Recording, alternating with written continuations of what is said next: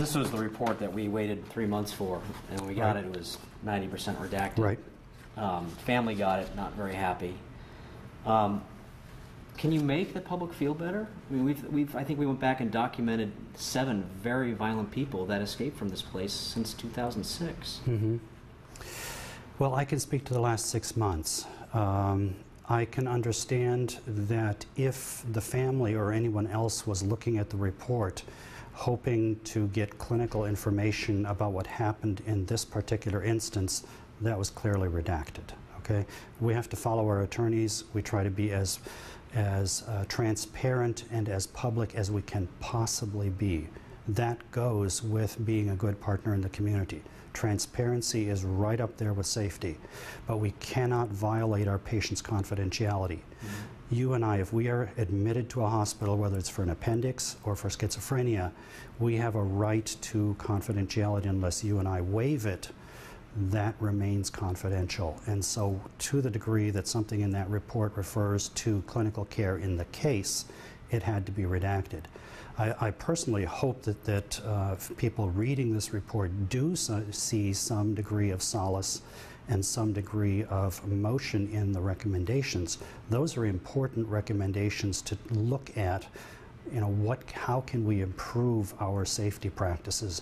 And it is a continuous, ongoing improvement process that continues to the very day.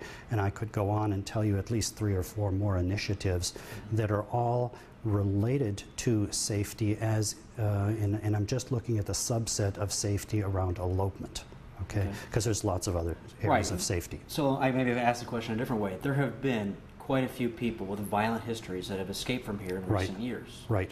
Can you make the public feel better about that? That's my job. Mm-hmm. That's why I'm here. And you're making changes as far as who gets to go outside the facility? We're trying to make sure that everybody that goes out is out there for a good clinical reason, and their risk that they pose to the community has been looked at in a very standard and accountable process. Our whole risk review process was completely reviewed and updated. That risk review panel that now listens to treatment teams' recommendations about whether or not they should go on a certain level of privilege, that whole risk review panel has been turned into a regular panel that knows the questions to ask, knows what kind of documentation to look for, starts to help the treatment team and the patient recognize their responsibility to the community as well. So they're not just here to feel better emotionally, they are. I mean, that's why we're here. We're a hospital. We want to be a place of healing for the person. But if a person is in a forensic hospital, there's a forensic legal responsibility, and the treatment team, the patient, and the risk review panel all have to be singing off the same sheet of music there. So that risk review process has been updated as of January, I believe, 2nd. The new review panels were hearing about patient privilege level requests. And to me, that's something that really gets both the patients away from guessing about what the risk review panel will approve or not approve, because it's kind of going to be a precursor to what they might face at a psychiatric security review board hearing, or that they might face at a state hospital review panel hearing for the misdemeanor crimes. So what we're trying to do is trying to make sure that Dr. Goetz, as the CMO, is not just saying words about how we take it seriously, but that we put accountability behind every level of the review. In other words, I am doing everything I can to hold the treatment teams responsible, that they don't ask for things that aren't clinically necessary. I'm holding the risk review panel responsible for really looking with what our evidence shows about how do people present a danger to themselves or others.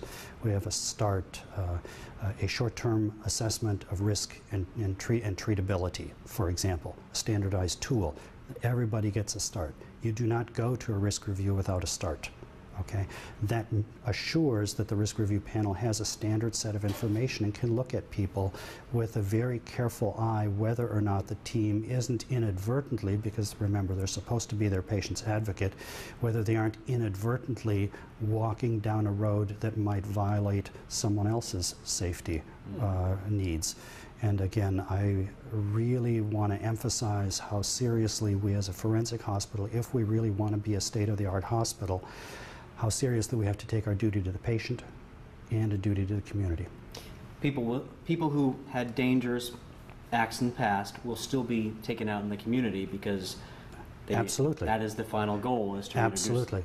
Because if a person, just the forensic side, is under the jurisdiction of the Psychiatric Security Review Board, that is in fact exactly what it means. They're under the PSRB for a certain period of time, 5 years, 10 years, 20 years, whatever. It doesn't mean that they're adjudicated to the state hospital for that time. They're adjudicated to the PSRB. They are brought here for treatment. We do our best to treat back into a community environment. That's our task. And the Psychiatric Security Review Board then looks and sees whether we've done our job.